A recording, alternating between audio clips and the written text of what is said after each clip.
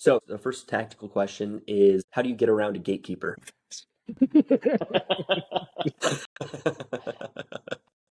How do you get around a gatekeeper? All right, well, let me draw this because this is a great opportunity for drawing this out.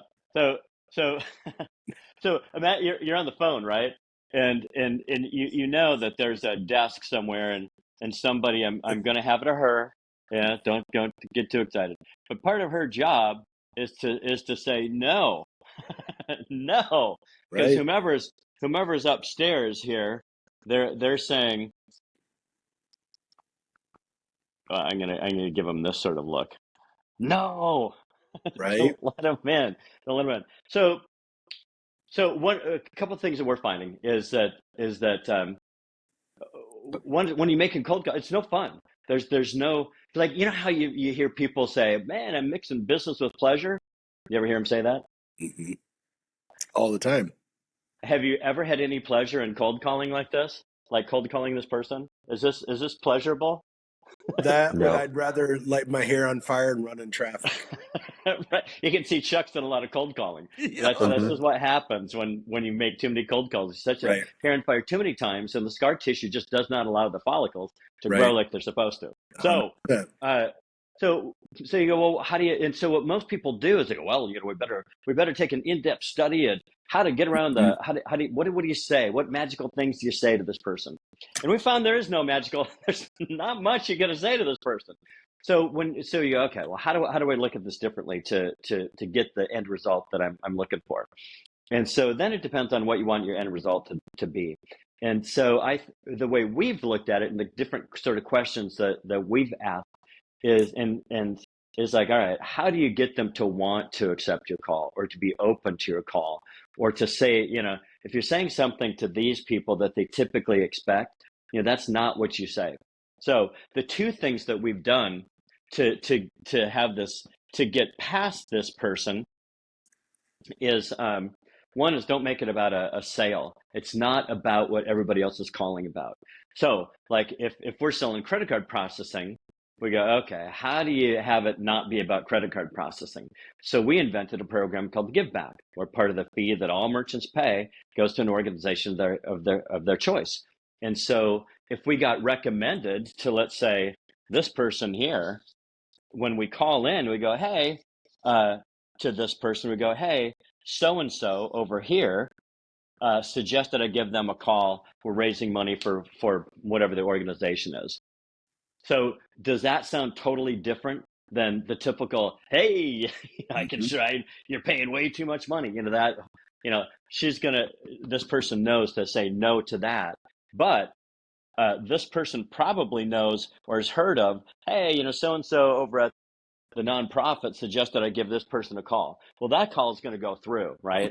And when this person answers and you say the same thing, they go, "Oh, what's that all about?" Because it's about something that's more near and dear to their heart at the moment than business. They're kind of tired of business, to a degree. They're there for business, but they love to talk about other things, especially things that aren't necessarily exactly, like I wish you wouldn't have called, how you got through the gatekeeper. I'm going to go down these steps and chew this person out. Don't ever do that again. Or the next call they're getting is, don't ever do that again. But they don't get that. They're not getting in trouble. This person is cool with it. So call about something different. And so the product, the sale ends up being credit card processing, but we're calling about something different. The other way we go about it is we ask ourselves, all right, how do we get this person to call us? So we're not calling into this at all. So how do I get this person to call us? So what would be their motivation? Who might they have a conversation with out there that goes, oh, you know what? You should really call John over here. That's me. Oh, I don't have that long a hair. Uh, you should really call John. So how do you get them? How do you have that happen? And it could be the same sort of thing where there's it's a recommender sort of situation where um, this person is the recommender. They know of me somehow. They met me out in the world somewhere, and they know what I do. We're talking about it. They trust me, And they go, oh, and then they meet at a football game or a cocktail party or a kid's whatever, and they're talking about stuff, and they go, you know what, you should really call John. So now I get the call. So those are the two ways that we found. Cold calling's no fun. Yeah, it'll leave you. I don't know about you, but it'll lead you to drinking way too early in the morning. And so that's something I want to avoid. So how do you avoid it is not making cold calls. They're painful. So two ways. One is call about something, call inbound. You're still calling outbound. You're talking to this gatekeeper, but you're saying, hey, so-and-so suggested I call this person upstairs. They're going to let you through. Or somehow the person upstairs has been recommended to me and they call me. I really love the second one. How many of those calls can you get is the name of the game. Mm-hmm. Exactly. That makes sense? 100%. I mean, I hate calling out. I love getting inbound calls when it comes to sales. It's the easiest sell to make. Tears to lose at that point. They're already interested. They'll set it up. One of the things Chuck said is, I hate making cold calls. And this is a really frigid cold call. But when you call them with something other than trying to get past the gatekeeper, right, to sell this person something who doesn't want to be, there's other things to do other than talk to you, that's horrible. But when you're calling going, hey, you know what, when you've been recommended to the person upstairs and you're calling about something that just feels more interesting to talk about, somehow you figure out this cold call, how to make it a little more interesting. So pair it with something that's not business. So you take the edge off the business. So this is where you're mixing business and kind of pleasure, right? You're going, we're calling to raise money for this organization. The way we do it is through credit card processing, and then you can go, oh, well, how does that work? Or this person might go, oh, how does that work?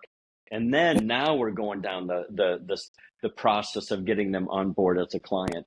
And that sort of cold call is so much more pleasant. There's still, you have to feel your way a little bit, but it's not so ice cold, like getting beat in the head, like you're a baby seal out on the ice and there's somebody wanting your pelt.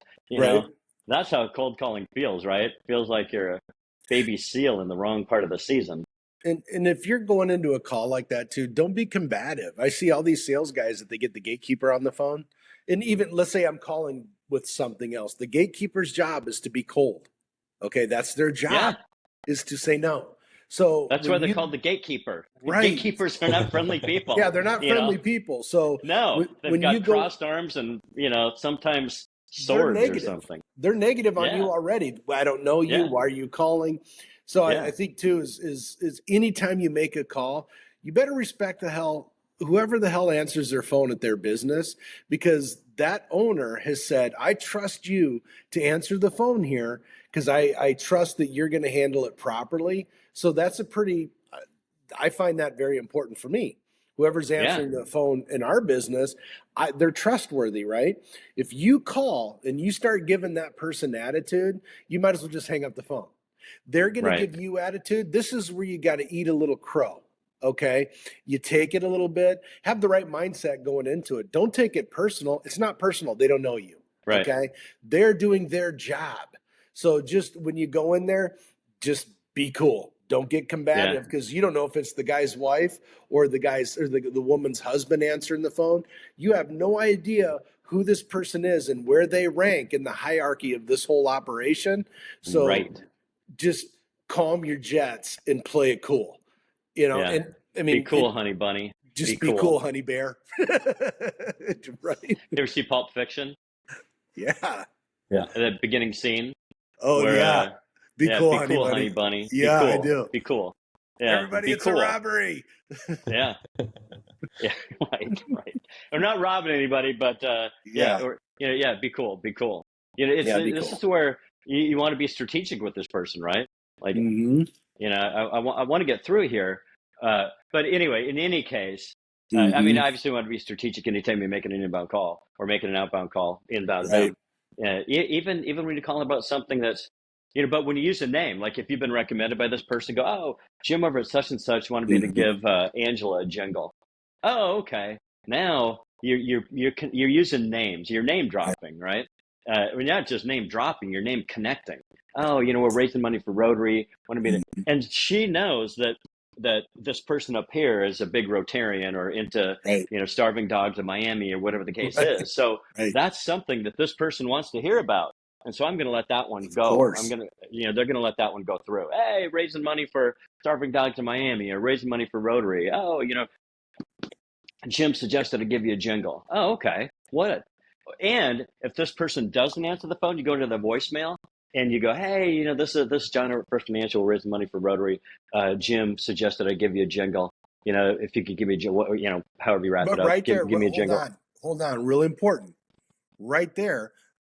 That's all you say and go, give me a call. Hey, give me a call when you can. Jim, do not puke on their voicemail. Well, yeah, Jim said to give you a call because we have this good back program where here's how it works. You're just you're spinning your wheels. And don't do crazy. Like I've seen a lot of I've seen some folks that claim to be like these sales messiahs or whatever the heck. They give you all these like crazy underhanded sleight of hand kind of things to try to get past the gatekeeper. You're going to ruin your name. You ruin the deal because once they find out your underhanded tactics, they're not going to do business with you. No. When all else fails, use honesty, right? Which basically means use honesty. Right, okay. Right. But don't give them too much, right? Chuck said don't puke on their voicemail, which means just say, hey, this is where we're raising money for Rotary. Jim suggested I gave you Jenga if you could call me. If the more you give, the more information. If you start talking about the program, you're going to hang yourself because they're going to figure they know what you're talking. Oh, I know it all. I know where they're going. But if you leave it with a little bit of intrigue, when they get back and they're listening to their voicemail and they've got 6 of them and 5 are about business stuff, that they're like, I'm just sort of tired. You're going to get that first call. You're probably going to be at the top of the heap. And if they have little pink notes that she's writing down as you're out for lunch or whatever, and hands you those as you come back, and you're shuffling through them as you're going up the steps here. The raising money for Rotary, Jim suggested what's that one? The rest of them, man, this is what I do all day, every day, all this other stuff. Right. I'll get to those. But this one isn't business. This is mixing business and pleasure and something that's near and dear to my heart. That one I'm going to call first. How do you follow up without being annoying? Just don't be annoying. Just don't follow up. There's a couple of choices there. There you go. Yeah. And okay. So you said how to follow up, right? How do you follow up without being annoying? Follow up without being annoying. Right. I know you can't read that, but you know what it means. So we have 2 things, one follow up and one being annoying. One of the things that I would call following up, I would call it chasing. And I would say, let's look at how not to chase. So, are you sleeping, Ian? Oh, it's frozen. I see. It's frozen. Ian, is it nap time? So oh my God, it looks creepy. So, is it nap time? So follow up is I would say I'd call it chasing, and every time you try to touch, we call it touching a file. Let's say you're trying to get an account. I want to do my very best. I want to set this up so that it's a one call close. How can I set it up so it's a one call close almost all the time, and I don't have to chase. I don't feel obligated to chase. So that means so no chasing. So how would I do that? If it's a one call close, what I want to do is I want people to call me. People call me. So when they call me, I want them to know what I do. I want them to be recommended by somebody that they trust. So somebody recommended them that they trust. They call me and they go, "Hey, I heard that you do this." So they've got an interest in what I have to sell. And so now if I do my work right, then I'll get them today. And the way I do my work right is do the sales process right, the right discovery. I ask them time frame. There's certain things that we do uh, in our sales process that most everybody else in the world doesn't do. And we don't do the classic 4 rapport and relationship, presentation, overcoming objections, and close. We do a lot of discovery, and it's a conversation. We know the questions we want to ask, and that opens up exactly what the caller, the person who's calling in, is looking for. And when I know that, I can narrow that. I can find what they want. I can get them sold or not about 75% of the time on that first call. So, which nobody sells things 75% of the first call except us because we craft it so we can. It's not like we do things like everybody else and we magically get 75% of first call closes. No, we do it differently so that we can. We set it up. We set it up to get fat pitches. That's what we call. We go, look, set it up so you get fat pitches, so they're easy to hit out of the park. Most people don't do that, and so the marketing gets them not fat pitches. They don't know you. They're looking at 8 other companies. You know, there's no trust. You haven't established that yet. So the sales process takes a long time, and you have to follow up. Right. And then you end up being annoying because of how you follow up. But since we don't do much follow up at all, we try to be as least annoying as possible on the first call. So we just don't do much follow up. We don't chase. Now, the time we do follow up is like if we're doing an outbound call, like just sending out information to somebody, go, hey, this is what we do, and we agree that this would be a benefit to the recipient. We'll go, hey, you know what, just send you some information out. I'll follow up with you next week. And then so next week you follow up and go, hey, just touch base. You have a little conversation, and away you go. That's how we do it. And so it's totally different. So you end up not being annoying because you're not chasing, which was what most people call following up. You know, they're following up because they didn't get the sale. And when they follow up, Chuck, how do they screw it up? When you follow up, what's the biggest mistake that you see when people are following up? That is, what do you see? I think the biggest thing is they don't call with anything new. They just call and they try to rehash and one reason why we never did a whole lot of follow-up is because we built the machine big enough where you have so much stuff coming in all the time that you just, time doesn't allow it, right? Like, you know, like, hey, dude, we had our time together. I got 10 more people. You know, you got to follow up with me. I'm sorry. You know, you do your best to close it on the spot, but you got 10 more people, and that's just the idea of it. Is right. Create something that's so big that there is no time to follow up. But let's say you do have to follow up, right? One, before the follow-up happens, your conversation with them, I think most people aren't very clear in their communication. Like I always tell people at the end of every conversation you're having with a prospect or whomever, you need a clear, defined course of action, right? And I think John kind of touched base on it, like, hey, we're going to send you this information. I'll follow up with you on Thursday. Hey, what works better? Should I just this time, or should I catch you in the afternoon? Oh, call me Thursday about 3:00. And then you go, okay, see, now I got commitment, right? And most people leave it too loose. They don't have commitment. So if you build really good rapport, you're doing your best to close it on the spot, and you want to follow up with them, at the end of that conversation, you need to have a clear, defined objective of what's going to happen when we're going to talk next time. It doesn't win every time. Nothing does. But it sure makes your life a lot easier, and they do answer the phone because they've agreed to it and they like you, you know, so it's easier to follow up. But try to come up with something new. Don't go, hey, I just wanted to know what you were thinking. I always like to lead in and go, hey, how's it going? Great. Talk about some personal things that you kind of learned from them on the first call.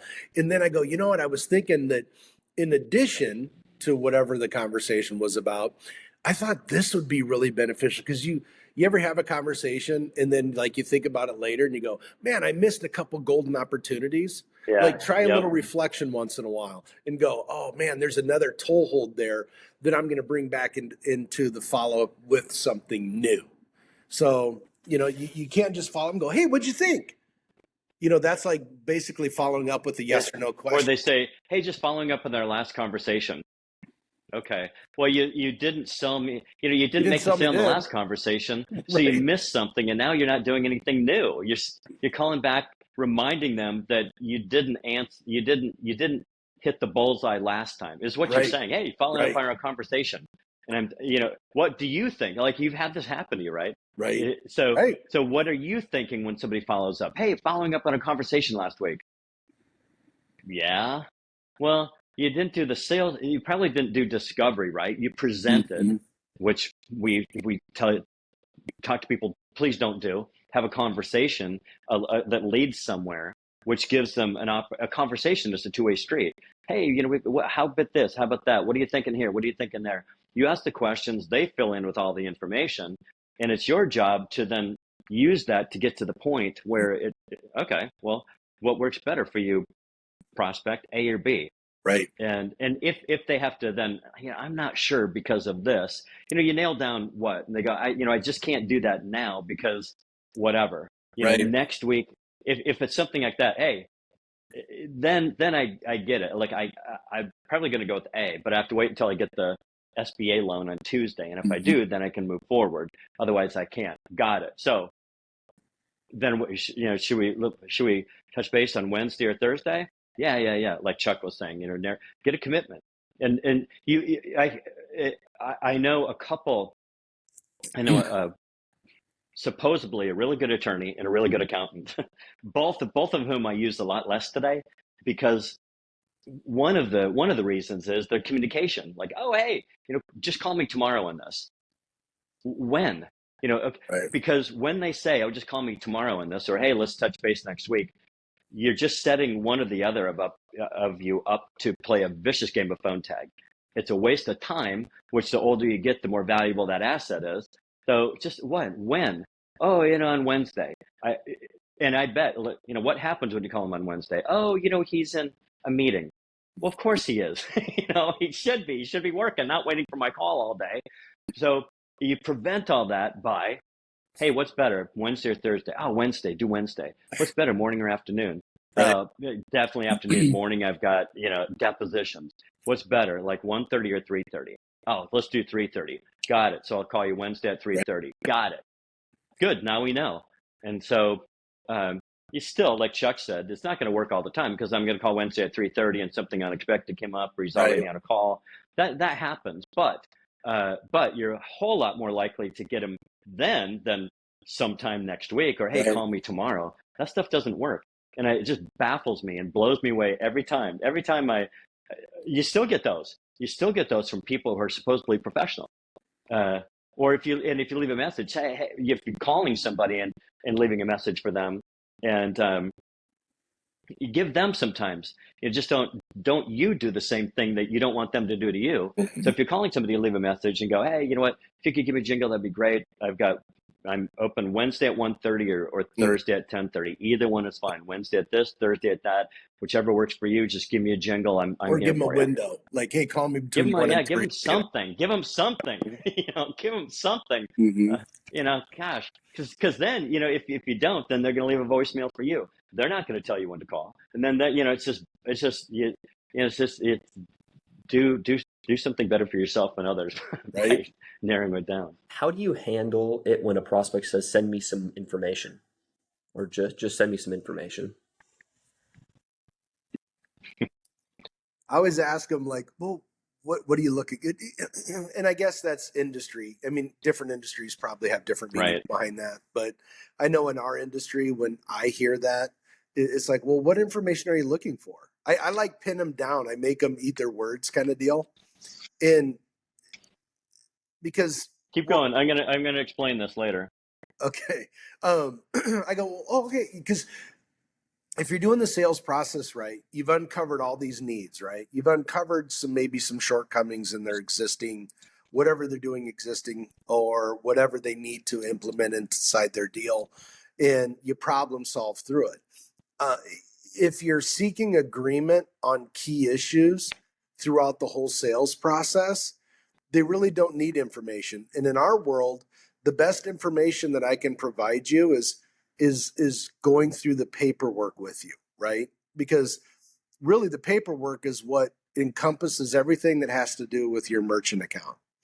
But the only way I'm going to go through the paperwork with you is I'm going to get you to commit, and you're going to have to give me information to put on this paperwork to send it to you. And the information you're giving me, home address, social security number, those kind of things, someone only offered those to you if they're committed. If they're not willing to go through the paperwork, they don't need the information yet because you're not ready then. So I go, well, let me ask you, because we've gone through everything. Like when you say you send me information about what exactly? Because I mean, we really did cover everything. So what exactly are you looking for? Is they're not sold yet. They have some unanswered questions out there.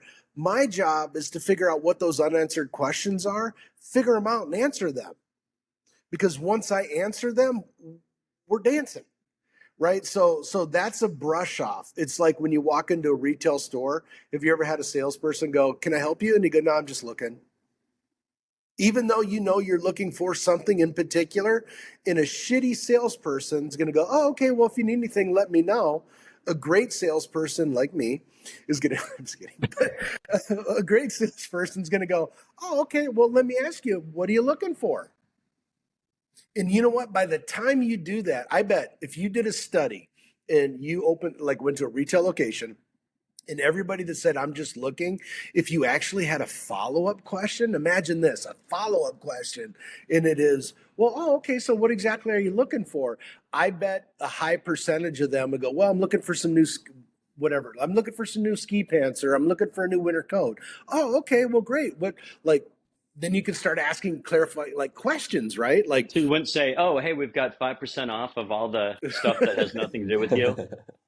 Hey, we've got hoodies 3 for $5. To go, right. I wouldn't buy a hoodie for $1. You no. know, I don't wear, Yeah, you drill down, right? You go, is do this I look casual like I wear wear? hoodies? Is it sportswear? What do you look at? And then you start narrowing it down and go, okay, because I think, and people, I think most people don't even realize this is what they want. But I know a comment that John said earlier is time is your most valuable asset, right? Time is the only thing you can spend and never get back. You can spend millions of dollars, but you can get that back. You can't spend time and get it back, right? So everybody at some level would love to make their lives easier and save their time to do things that are more fun. So if you can get right to the crux of it, oh, well, what kind of coat are you looking for? Are you looking for something dressy? Are you looking for something casual or something for sportswear? And then if I can take you to that section and save you 20 minutes of fumble effing around, you're going to go, "Man, that was so simple." You know what Chuck did over the weekend? He's looking for a ski jacket and told them they're just looking, but didn't know where in the store they were. You'll love it. Sorry. You know, and when somebody says, send me some information, that is the number one blow off answer. Mm-hmm. And so Chuck just covered a lot of ground about how, like, he did two things. One is he gave a scenario, right? Well, here's a little different scenario when you go into a retail store, but it's kind of the same thing where you give the blow off answer, like, "I'm just looking." Mm-hmm. So if we go back to, and what I did here is I this guy painted himself into a corner. Right. So often when the typical blow off answer is, "Hey, just send me some information," and I agree. When about what? And so if you, like Chuck said, well, what do you want to, I'd say this in a little different words, but I go, well, what do you want information on? Because we just had a conversation about all kinds of stuff. However, if that's what they say, then you didn't have the right conversation. So what you need to do, what we've found that works a lot better is that, and it typically this happens in a presentation. "Hey, blah, blah, blah, blah, blah, blah, present. And they go, "Just send me some info."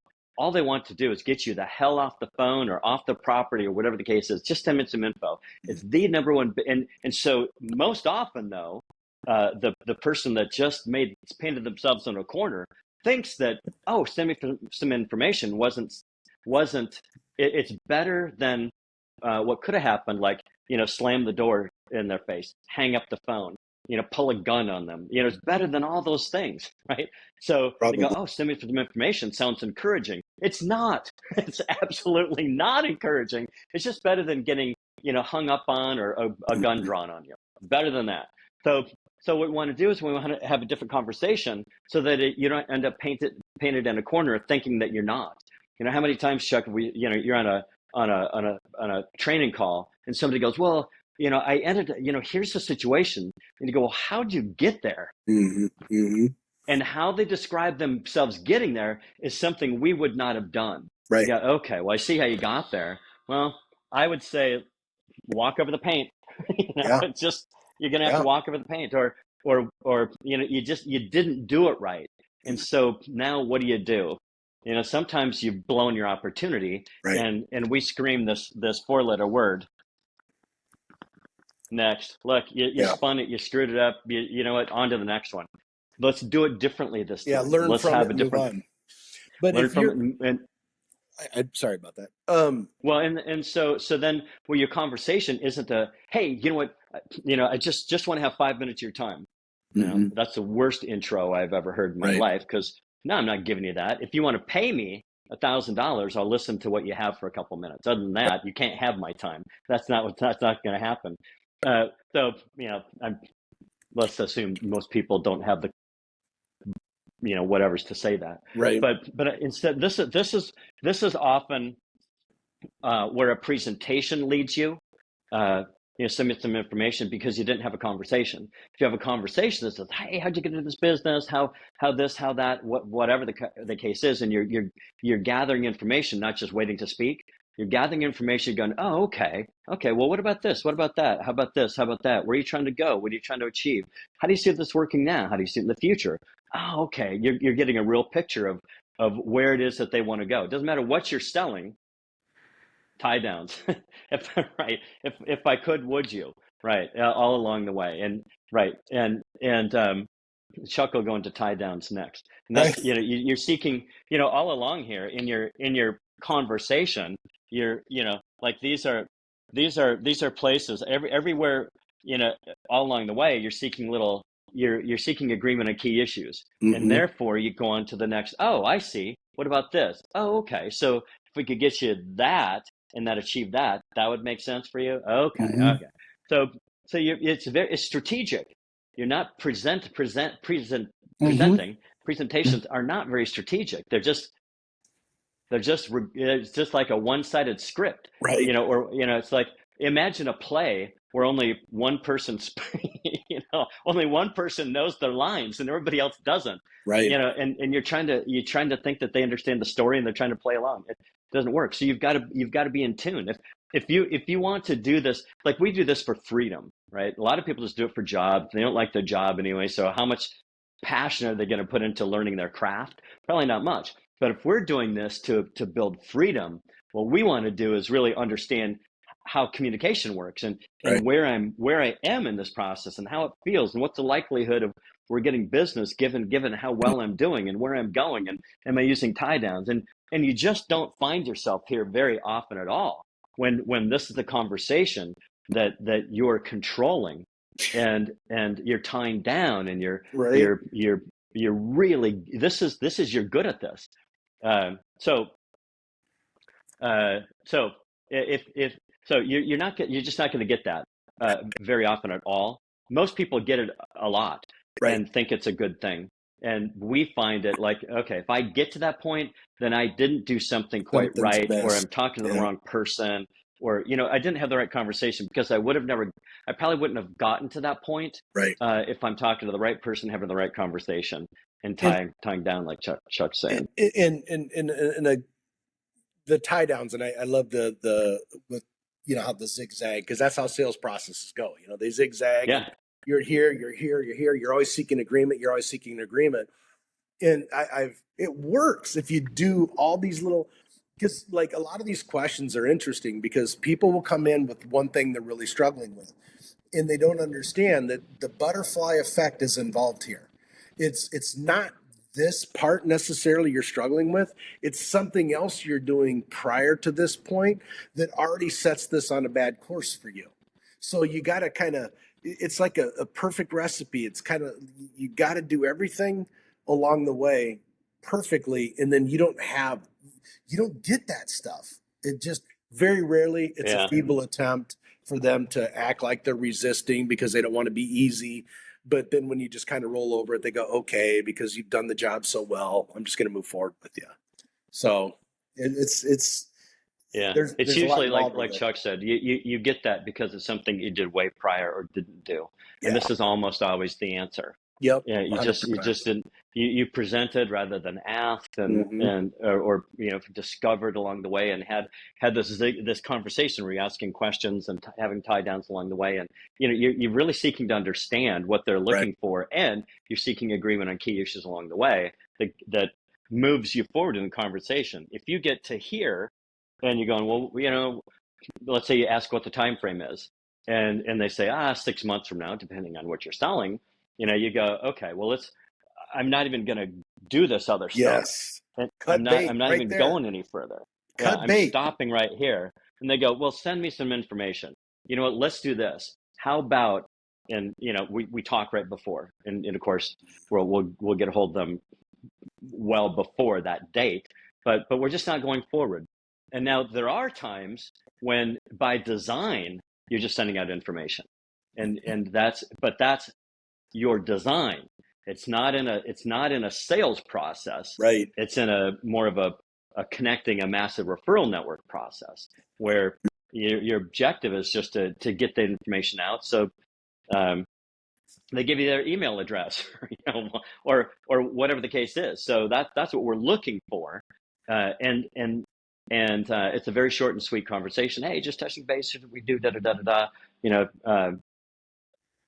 Just wanted to get some information out. What's your best email address? Okay, good. I'll send it out. Touch base with you next week.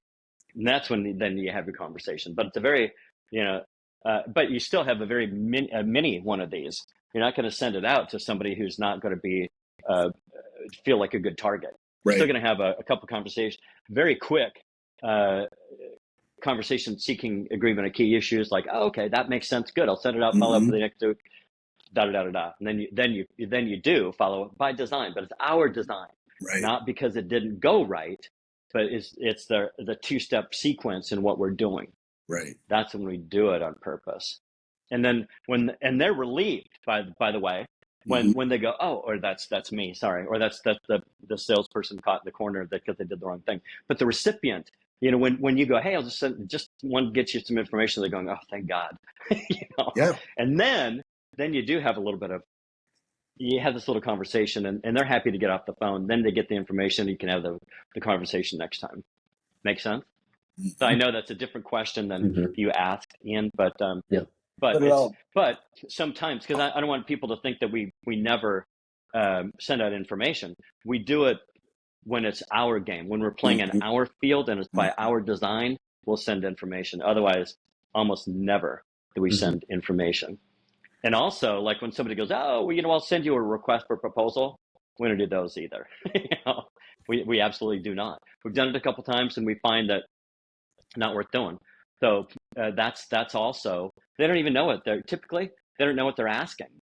They just go, I don't know. There's a little group of them sitting around in the conference room one day, and they go, well, why don't we ask them this? Let's ask them that. I think that I've heard this from other people. We should ask them that.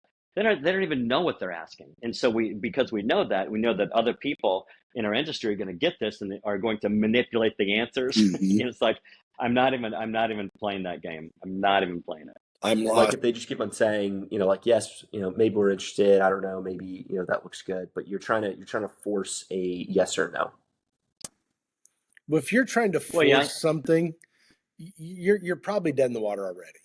You know what I mean? You try, if you do all the things that we just talked about with the tie downs, because if I don't get a straight, okay, let's rewind for a second. I'm going through the sales process with somebody. I reach the first kind of key issue. And if I don't get a straight answer from them there, we're not going I'm not investing any of my time anymore. And then there's what they call in sales, there's called like the takeaway, where you go, maybe you're not ready. So what we can do is, hey, let me do this. I can give you my information. When you are ready, why don't you reach out to me? or I can, here, let me email you some information. That's when you use that to your advantage. If I'm not getting commitment from you on step one, why would you go to step two? Or what part of this? And I guess I'm going to go back to, like, okay, well, what's the real life scenario? Do you know what the question asker is meaning by you? Like, is it one of a situation where somebody's going, well, I'm not sure yet. And so you just got to go, look, get out the fence. Are you yes or no? That kind of thing. Correct. Are you making this up as you go? Yep. More or less. Well, okay. But no, that's the handful of scenarios, right? Go ahead. Yeah, that's well, here's what I do. Like, obviously, like this is a scenario right now. Like, I'm trying to ask you, like, well, what is it? What is this? And so I'm trying to figure out, because it's sort of, I'm trying to understand, so I know which way to go. Because sometimes when, if somebody's not a yes or no and they're going, well, I'm just not sure yet, then I would say that's sort of like, I have to think about it, or send me some information, or whatever the case is. I probably haven't done my discovery quite right. I probably haven't asked them the right sort of questions to help them, because part of my job is to help them say yes or no. And so I'm trying to think of what does this look like in a graphic? If so yes or no. So are we on or are we off? And I would say, all right, if I want more yeses than nos, right? I want more yeses than nos. Mm-hmm. Yeah. Yes. Okay. Well, you just said yes, right? So one of the things I do is ask closed-ended questions that only give me a yes or no. So that's one of the things, just how you can use speech or conversation to get a yes or no, is to ask them a closed-ended question. Does that make sense? Yes, it does. There, you just said yes. So there's ways to use that, and you'll have to figure out in your own little situation or your big situation how to use that. Versus an open-ended question, which doesn't really lead to any yes or no. It just leads to conversation. So, but if I want more yeses than nos, what I'm going to do is so I would go, okay, how can I get more yeses than nos? Then what I want are people to call me. So how do I get people to call me? So, and it's not just people calling me, because I can pay $1 million for advertising and have 1 million conversations and still get no's, So what I want is conversations where people call me, they already know what I do, and they're probably already thinking when they call me, they go, well, if the guy doesn't sound like a total idiot and sounds like he's got what I want, I probably will go with them. Because and they already have trust me, because the person that how they found out about me, they trusted that person who recommended me, and now they're calling, and so it's mine to lose. So I'm going to get more yeses than nos just because of that. And then I'm going to get even more yeses by being really good at understanding how to communicate properly. I'm going to have a little, like, all right, this is how human nature works, and this is how I want to lead the conversation from hello until a yes. And what happens along the way? What are the questions I ask them? What's the information I need? Whether they say this or that, which way do I go?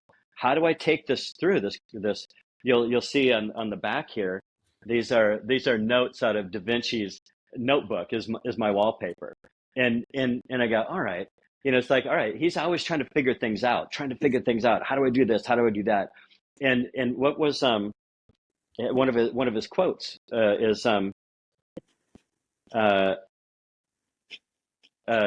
simplicity, about the greatest sophistication is simplicity, or simplicity is the greatest, not eloquence. What's the word I used? Anyway, but in order to understand the simplicity of, like, the things we're talking about, or understand the simplicity of language, eloquence, the most sophistication, the most sophisticated things are the most simple things. And so the conversation, it's sophisticated psychology, but it's and you understand the simplicity of it because you take a deep dive into it, understanding it. Well, how's this going to work? It's not just a script that's going to get me yeses. Those don't get a lot of yeses. Right. What I want to understand, if I want to have a simple conversation that I understand, it's sophisticated knowledge to help you understand the simplicity of things. And so I'm really going to be a student of understanding a conversation. You know, when we're selling things, but if we want to sell things to get free, then this is an important thing. So if we're entrepreneurs and we want to use whatever we're using, whatever we're selling, because if you're an entrepreneur, you're selling something. You've got a business and you're generating revenue somehow. And this is this how I do it and what I get out of it is getting me freedom. So you're not selling to a robot, you're selling to a person. Your interactions are with people. So you really want to understand human nature. You know, how is this going to work? How does this fit? How does the conversation go? And that's why the best conversationalists rule the world. The people that can speak the most eloquently, and persuasively rule the world. And they don't do it by necessarily telling. They do it, how do I get people to say yes and move forward are really questions, not statements. So one, I want people to call me. Two, I want to be able to handle that phone call extremely well. And that's going to get me more yeses. And so the first part, I would say, I would say both of our experience is you want to set this up for fat pitches. One, you want the calls to come in. So and then you can work on being really good at understanding human nature and conversations. So get the calls coming in, get those conversations, make that massive referral network as you're practicing your ability to communicate more and more effectively. Then you're going to get more and more yeses, and some of the no's that you get are from you. Like, no, this isn't for you, or in the conversation we determine it. You know what? It's just they determine timing's not right, or you can feel it. It's just not. It's not going to happen, and that's okay. But you have so much coming in, and you're getting better and better at the conversation. You've got more and more yeses and fewer no's. Because really, the non-committal part of it is the exact same thing as I need to think about it. It's the same thing. It's the same issue, same battle. I'm not sure. Oh, okay. Well, let me ask you, what part of, let's say in our scenario, I might go look back on something that we agreed upon, because I might go, yeah, you said that your terminal's always breaking down at your car wash. So would it be a benefit if we had that fixed and you didn't run into that? Yes, that's a yes question, right? Obviously, I know what their problem is, so yes. And then I push forward and I go, what part of this are you unsure of? Put them on the spot. What part of this are you unsure of? Because now they got to explain it. And then they go, well, I'm just not sure. And I go, okay, well, we both agreed, right, that your terminal not going down and people lining up and missing out on business is your number one objective, right? Yep. Okay, you just said yes to the most important part. Do you see where maybe there's not really a whole lot to think about? We should probably solve that problem, right? Well, yeah. Okay, great. Let me do this. Hey, so what's the legal name of the business then? You got to understand what's going on in their head. You got to uncover this stuff. And this is the second part, right? Because this is the part where you become better. Obviously, it's not Chuck's first trip to the rodeo. You've done this before, and so it doesn't matter what the scenario is. You train yourself to. You're always scanning. Well, what and if because most people, like when Chuck brought up the objection that they had, most people are going to either, I don't know, they're going to fold, they're going to continue, or they're going to give up. Fold and give up, I guess, are the same thing. But Chuck said, well, wait a second. Okay, well, held their feet to the fire. Well, what part of it? And this is where a lot of people don't do this. Chuck said, well, what part of it, however he said it, what part of it doesn't make, what part of it aren't you sure about? Because I think the objection was, well, I'm not sure. And you go, well, what part of it aren't you sure about? You shut the hell up and let them answer. That's the most important piece. Just lock those lips. because that silence is deaf to them. They're really uncomfortable, so they'll answer you. They'll say something, and then you just got to handle will say whatever. something. Yeah, they'll say something. Right, and right, you have to, and then be prepared to handle whatever comes out. Mm-hmm. And usually it's like, well, it's not going to be like, yeah, right. It's going to be like, well, I'm just, I don't know about this. Okay, mm-hmm. Well, and then Chuck, if he can do this, if he had the right conversation leading up to front. This. Well, you did say, didn't remember when we were talking about that, and you said mm-hmm. This is it, and we agreed that would make, and they go, that's right. So you can do what Chuck said if you had the right conversation up to holding their feet to the fire. If all you did is present up to that point, you've got nothing. Well, no, it's not true. You can say, well, when aren't you sure about? And they go, well, da da da da da. And if it's not something that you covered, well, okay, well now you've got to reestablish.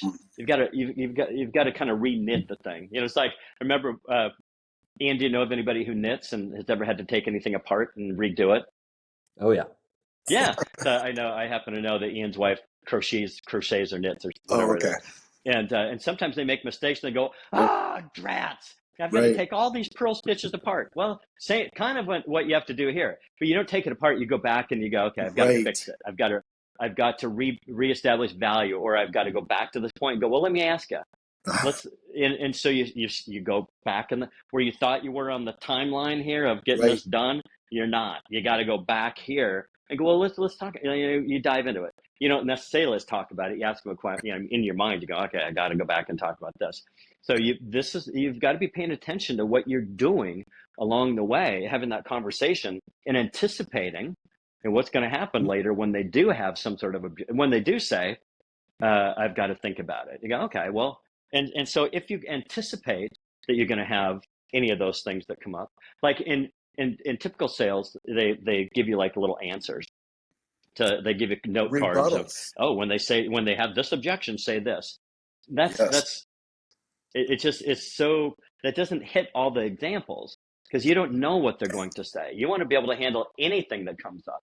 And so but there's going to be some standard ones, and you go, okay, but at that point you've got to understand where in this timeline you've got to go back to. And that's the thing that those note cards don't tell you. So if you presented, it's not in there, or, but if you had a conversation and the conversation, you just had it. And then you go back to the conversation where it's where you can agree on a key issue. You go, well, remember when we were talking about that? And you were saying, or we agreed to, you remember that? Yeah, I do. Okay. Well, and if you need to dive in, you need to create more value, that's where you go back to, and then you re-knit that little blanket, redo it. You redo it. Right. And it's different with everybody. You got to understand. Yeah. It's not like everybody is, how you communicate with everybody has to be a little different.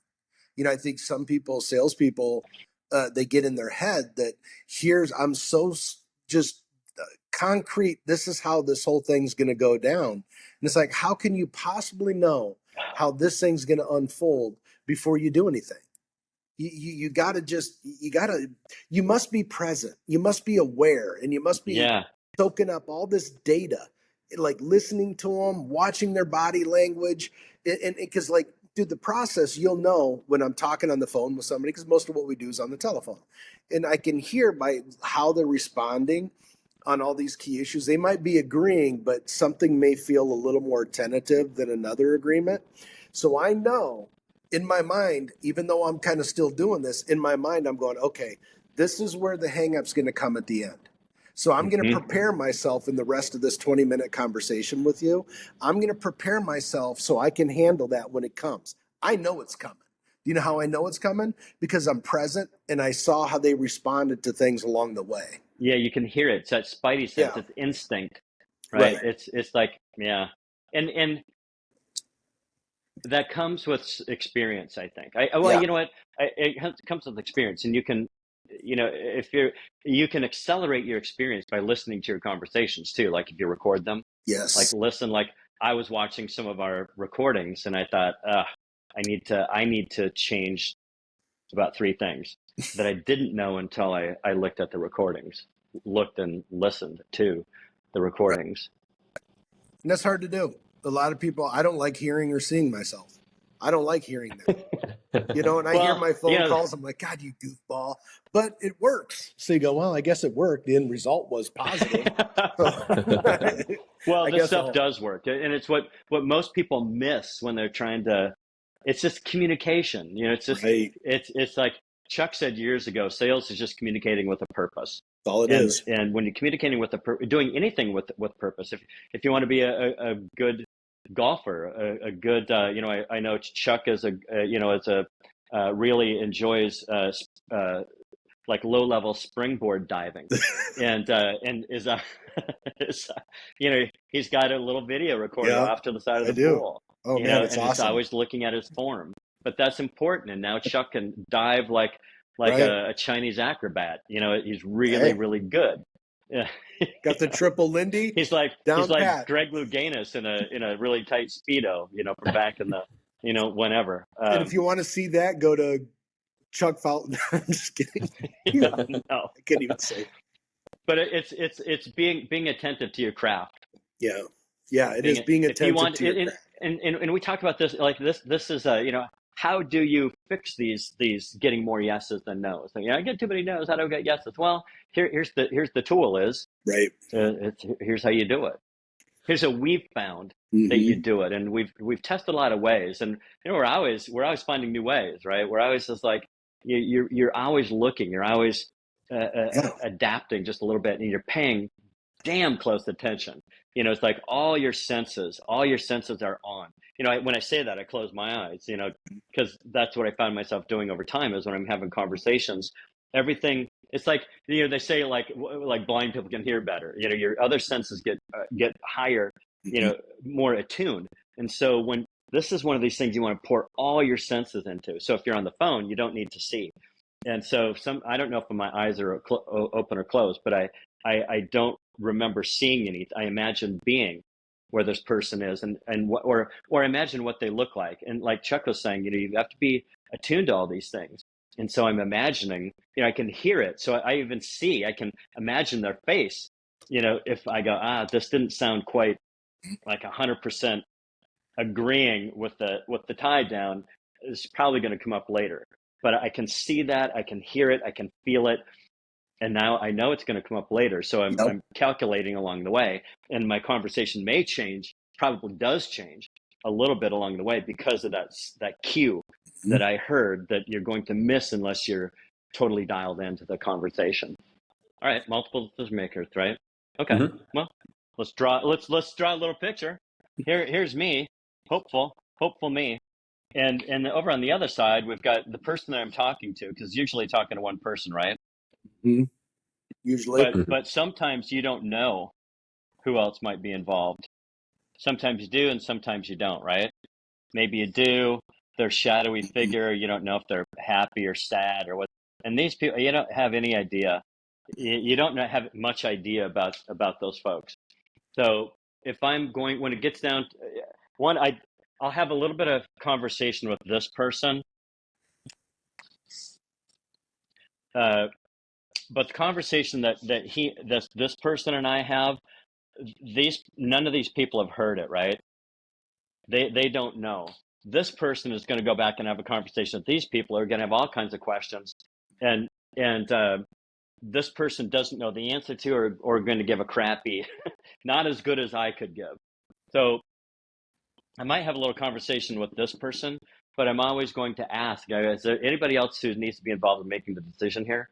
And whomever they say, I go, good, let's just get them all on a call, because, you know, imagine you and I have a conversation, and then you've got to go back and tell them. They're going to have all kinds of questions that you didn't think of, and then you're going to have to call me back. Why don't, you know, how about we just get how can we get everybody on the phone call, just even for a small amount of time, so that the questions that they have, I can answer them directly, so it doesn't put you in an awkward position trying to figure it out. Does that make sense? And that's what I want to do. So let's take it one step farther, because that's the exact right thing to do up front. But then you have somebody that always thinks they're smarter than you are, right? about your deal. It's like, okay, I've been doing this 30 years. I probably know more than you who've called me, and this is the first time you're digging into this. But they always think there's, and that's fine. So what I'll do is I'll do that exact same. Well, hey, you know what would probably be best, because there's a lot of different facets to this. Why can we all get on the phone together? The guy goes, no, they just want me to get the information and bring it back to them. I will deliberately have holes all over this thing. I will deliberately give them information that they couldn't possibly make a decision off the information I've given them, to force his hand. Because he'll go back and go, yeah, he said this. And then someone will go, well, what about this? And then what about that? What about this? And then he'll come back and go, hey, man, why don't we do this? And then finally, what you do is you wear them down, and they go, yeah, this is stupid. Let's all get together. Overload them. Yeah. So, because they'll all, invariably, about 30 to 40% of the time, they go, no, I just need to gather all the information and take it back. So I will deliberately give them like half stories, right? Like half this, like, you couldn't make a decision based on that. And you force them to get everybody on the phone together.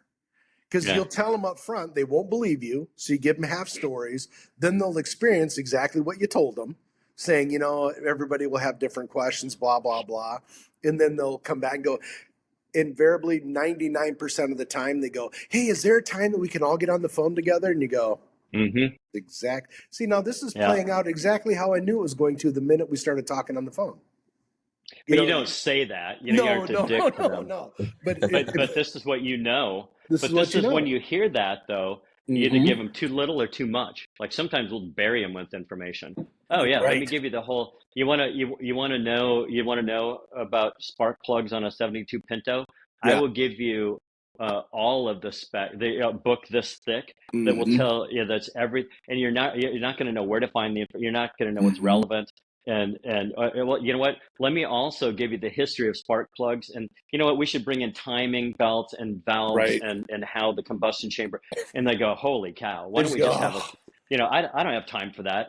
I know, like an hour in the First Financial side of things, we'll send them, sometimes send them, they'll go, what's, for example, what's cost? To go, well, that used to be a simple answer about 30 years ago. Now there's 3,000 different answers. Well, I really want to, okay, well, I'll send you interchange. Good luck. That's like 3,000 pages, literally, of different scenarios and combinations of things, and they'll never figure it out. But they can flip through it all they want. There you go. That's cost. Yeah, overload. Let me know. That's perfect. Yeah, just give them, because they don't have time, and they don't even understand how to. Like Chuck said, they think that they're know-it-alls. They're in so many areas of most people are in their own. They just think they know it all. I know it all. Okay, well, and Chuck said, well, I've done this for about 30 years, and though time isn't it's like Chuck's paid attention to this for 30 years and has so many scenarios, the same kind you're looking for. They've only had one. They have one vantage point, and we've got hundreds of thousands. And so you have to arrange this so that they give them either too little or too much. And so this their key person goes back, and these people are on them like a pack of rabid Dachshunds with more questions. And they can't answer it. They go, we better put it. It's overwhelming. I don't know. There's all this information. Well, decipher it. And they go, no, let's just do a conference call. Okay. Yeah. This person wants to have their life easier. Yeah. And so you give them the information so it's not, so that you can talk to these, because the right thing to do is to help this person out and answer everybody's questions. And so you have to cause them a little bit of pain so that happens right. Otherwise, they're going to waste their time. Right. If they because they all think they know what they're talking about, and this person's supposed to find out without having everybody. It doesn't work. It just absolutely doesn't work. And then it wastes everybody's time. Oh, then they've got 77 different internal email questions, memos firing back and forth, and nobody knows the answer. Yeah, just. And that's almost like too. There are times in business dealings, in like sales, that you deliberately make it really confusing in that scenario.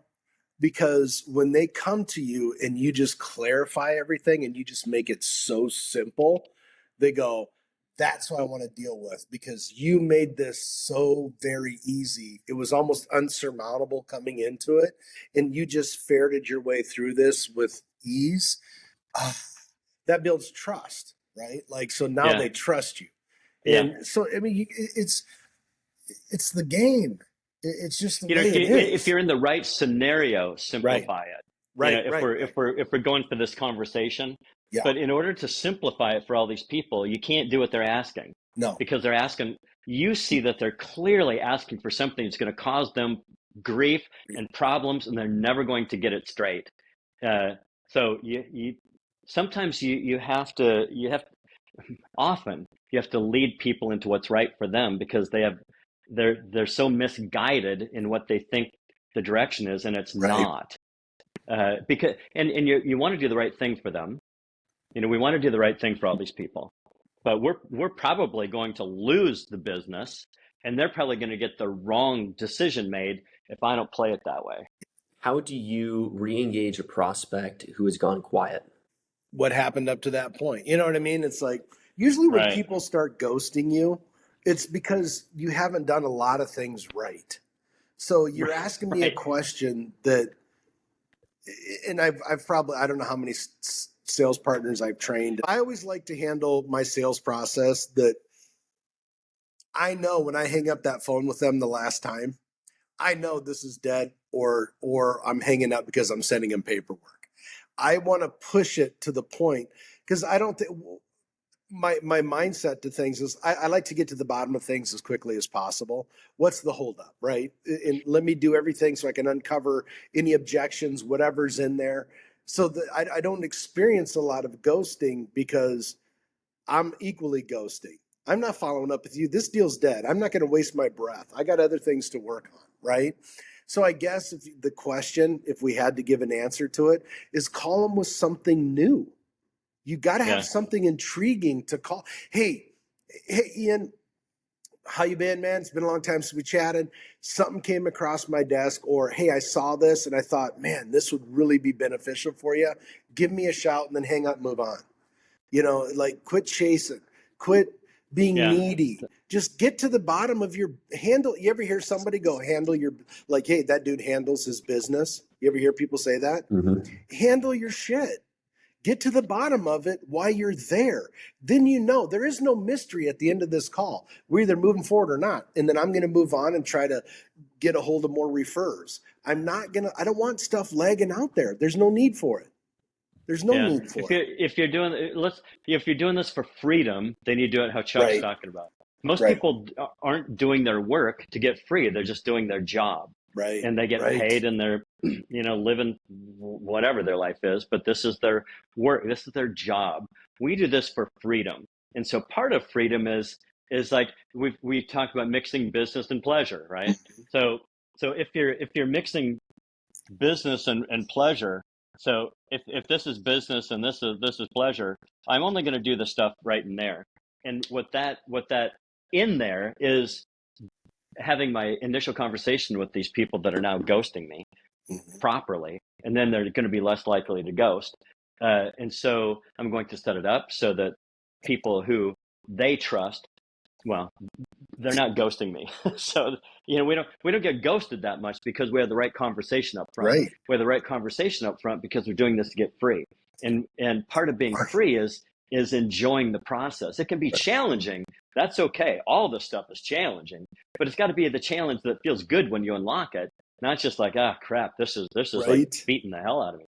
So I'm going to have a different conversation. They're going to come in a different way. They're going to be more of a fat pitch. And Chuck said, I'm going to ghost them just like I'm going to be the ghoster. Mm-hmm. Because it's not that I'm going to be the ghoster, because I wouldn't do that to people. Right. Because I think that's rude. It's a terrible thing to demonstrate in life, is to do that.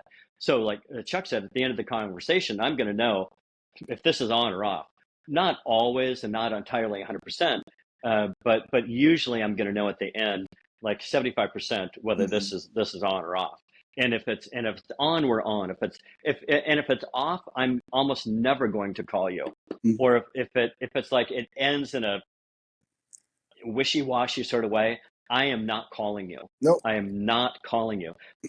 Let me say, out of all of those times, so 75% of the time it's going to be a yes. 75% of the time, 75% of the time I'm going to know what's going on. It's going to be a yes.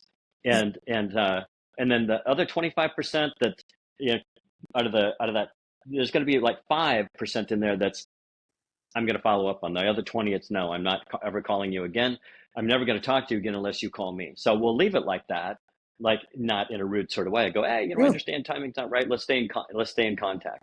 And so I'll stay in contact with them. I'll drip market on them, but I am not calling them. There are a few that's just the situation is such that I am going to call them, but we agreed on it. Hey, let's talk next Thursday.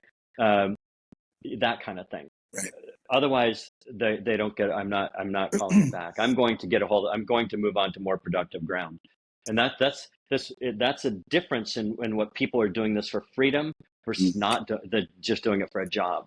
You know, oh yeah, it's my sales funnel. Everybody says you got to talk to these people 10, 11, 12 times. No, you don't. No. One time is what you need to talk to most people for. Twice is a little bit, and that's it. Very little do you have more have more conversations than that. And then how many times? That's not how they say it today. Oh, today it's less trust. You have to, all these things. That's for people who have a real job. This is for people who want to have who want to mix business and pleasure and want to get free and who want to have a better time. Right. It's a different game. It's a different set. It's a different game. We're playing the game of freedom versus playing the game of, I've got to go to work again today. Right. And you got to be like, we how many times we've said this, you got to be present.